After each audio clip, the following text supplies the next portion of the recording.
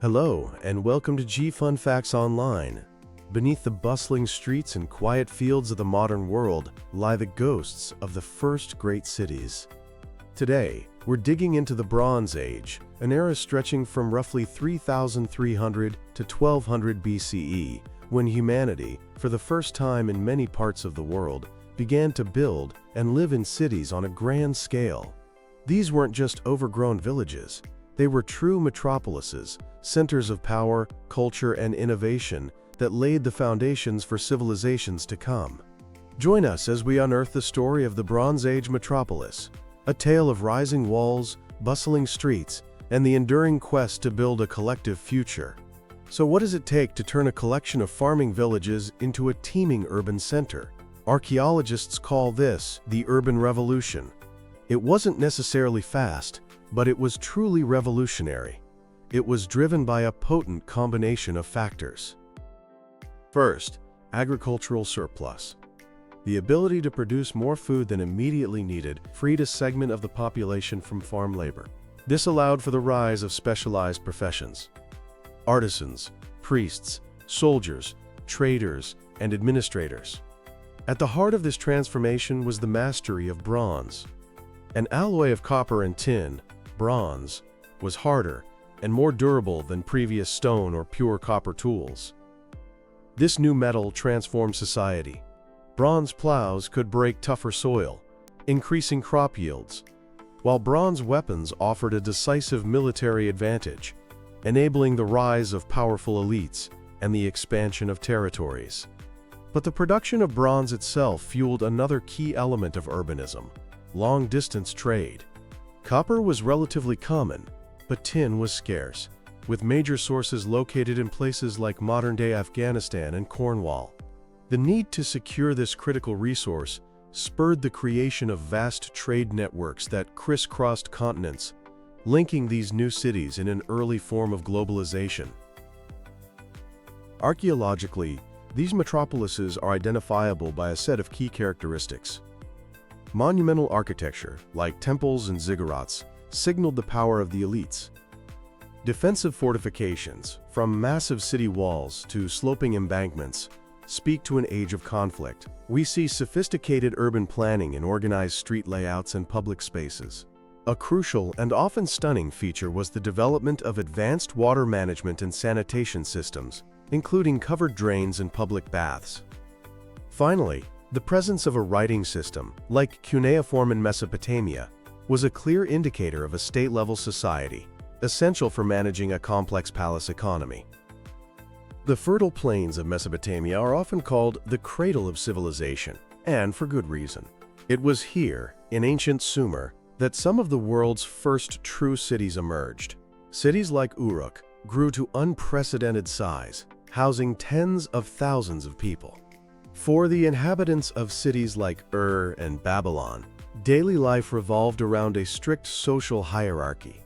At the top were the king and priests, followed by scribes, merchants, and artisans, with farmers and laborers at the base. Homes were typically multi-storied structures made of sun-dried mud brick, built along narrow, winding streets. In the intense heat, life often spilled onto the flat rooftops, which were used for cooking, socializing, and even sleeping. The city's central ziggurat was not just a temple, but the literal and symbolic heart of the community. Further west, in the Levant, a vibrant network of city-states blossomed. Among the most remarkable was Ebla, in modern-day Syria. At its peak, Ebla was a major political and economic power. Its rediscovery was revolutionary, particularly the unearthing of the Royal Palace archives in 1975. Here, miraculously preserved by the fire that destroyed the palace, lay over 17,000 cuneiform tablets.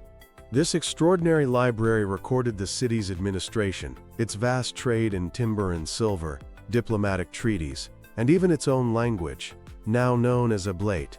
Ibla's influence was so great that it vied with the mighty Akkadian Empire. In the southern Levant, two other cities stand out. Jericho, one of the oldest continuously inhabited cities in the world, was enclosed by a formidable mud brick wall by the start of the Bronze Age. By the Middle Bronze Age, it was a prosperous regional hub, its wealth derived from intensive agriculture in the oasis.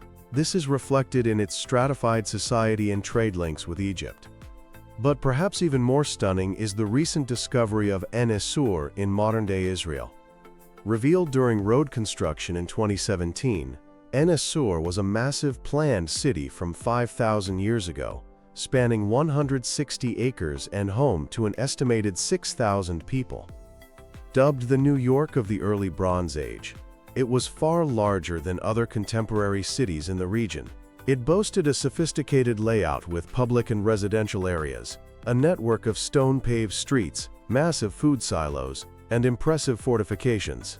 At its heart stood a monumental temple, outside of which were found huge stone basins weighing up to 15 tons, a testament to the immense collective effort invested in the city's construction. While Mesopotamia and the Levant were critical hubs, the urban explosion was a global phenomenon. Flourishing from around 2600 BCE, the Indus Valley civilization produced some of the most impressively planned cities of the ancient world.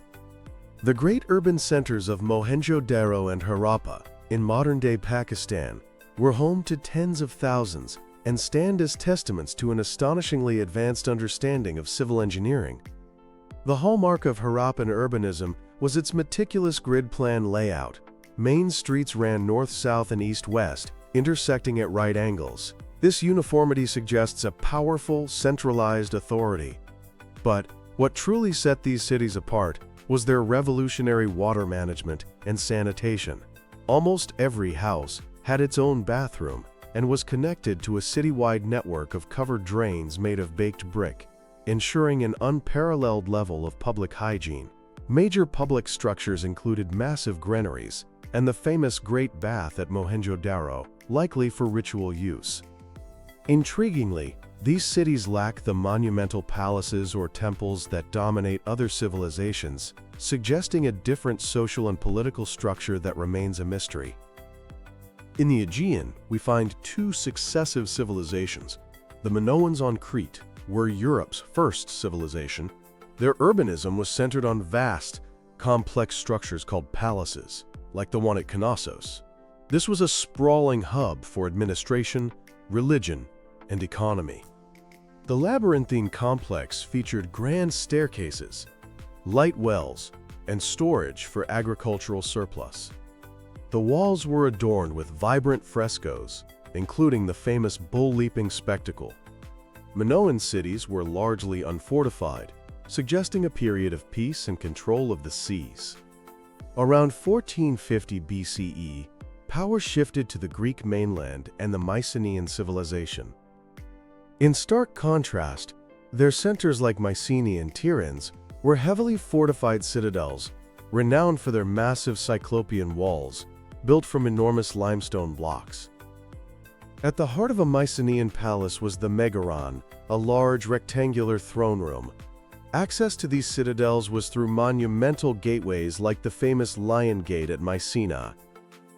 Meanwhile, in China's Yellow River Valley, the Early Tu culture marks the emergence of China's first state-level society. The site of Early Tu, associated with the legendary Xia dynasty, was a major urban center. It had a planned layout with the earliest palace complex found in China, with large rammed earth foundations. Earliest was a major center for bronze production, monopolizing the creation of ritual vessels, indicating elite control over high-status goods. And recent discoveries are expanding the map of Bronze Age urbanism into regions previously thought to be inhabited only by mobile pastoralists. The discovery of Semiyarka in northeastern Kazakhstan revealed a vast planned settlement from around 1600 BCE. It had a regular layout, a large central building, and an industrial zone for bronze production. This discovery challenges the traditional view of steppe communities as purely nomadic. In another unexpected landscape, the desert of northern Saudi Arabia, archaeologists uncovered the walled Bronze Age town of Al-Nata, occupied from around 2400 BCE at the Khaybar Oasis. It represents a low-level urbanization, smaller than the megalopolises but still a fortified, planned settlement. It shows a unique path to urbanism adapted to the Arabian environment, likely laying the groundwork for later trade routes. Life inside a Bronze Age metropolis was a study in contrasts. For the ruling elite, it was a world of wealth and power. For the majority, it was a life of labor, whether in fields, workshops, or on massive construction projects. Urbanization brought a dramatic increase in labor specialization. City dwellers were builders, potters, carpenters, weavers, and metallurgists. Scribes held a position of high respect, as literacy was the key to power. Society was distinctly hierarchical. This is visible in the grand palaces versus the smaller houses, and in elite burials filled with gold and bronze. This world was driven by technology. The most important was metallurgy. Creating bronze required smelting copper and tin, then alloying them in precise ratios. Metalworkers developed advanced lost wax casting to create intricate objects. Other key innovations included the wheel, which led to carts and war chariots, and the bronze-tipped plow. Writing systems were a transformative intellectual technology, enabling everything from tax receipts to epic literature. And all of these sophisticated societies were connected. The need for raw materials, especially tin, and the desire for exotic luxury goods fueled the first truly international trade networks.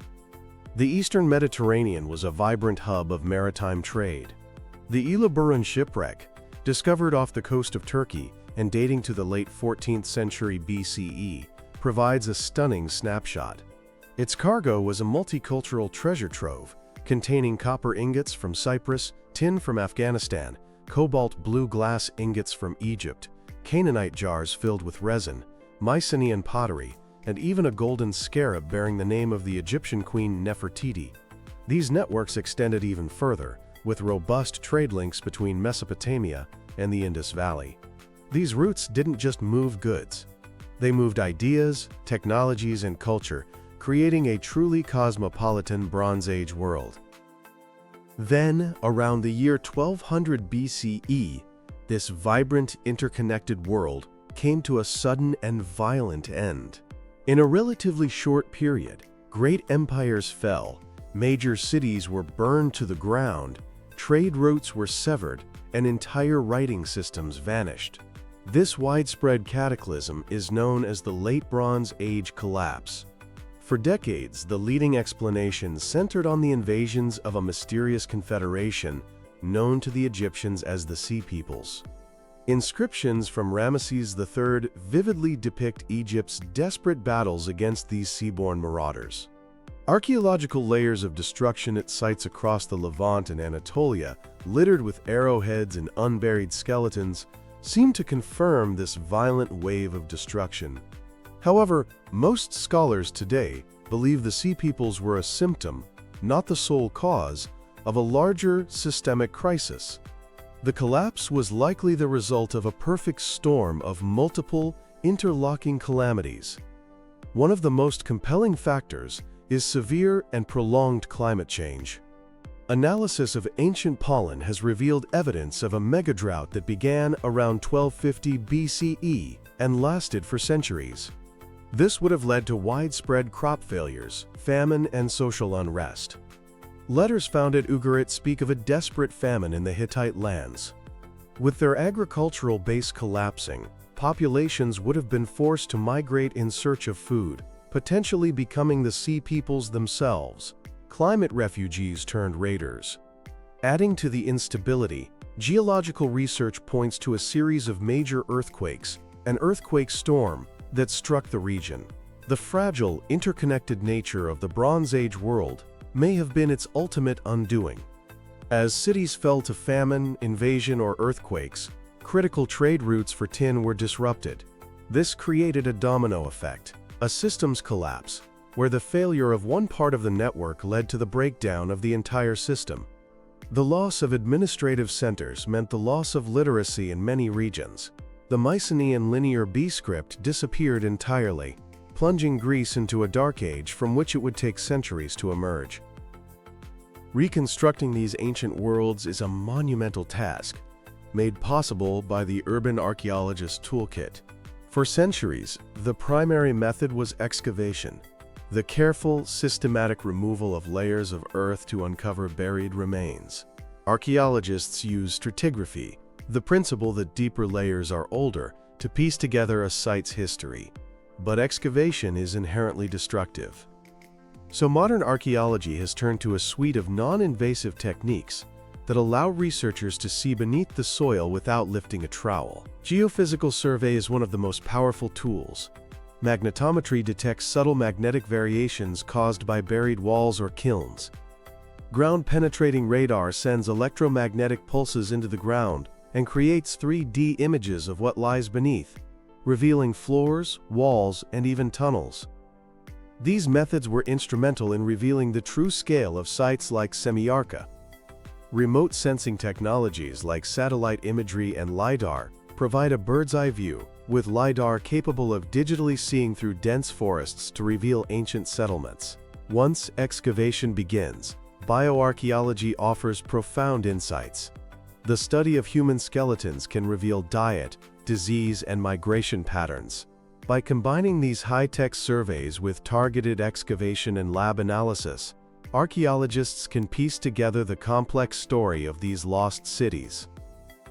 The world that emerged from the ashes of the collapse was a changed one.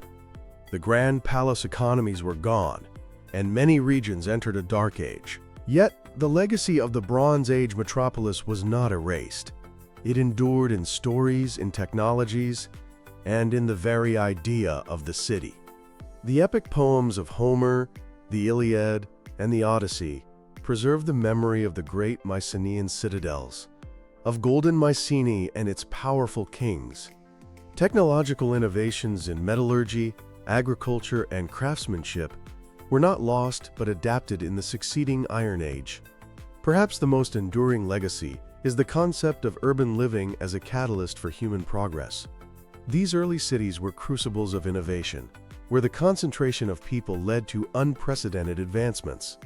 They were the first to grapple with the challenges of large-scale, complex societies, problems of governance, public health, resource management, and social inequality that are still with us today.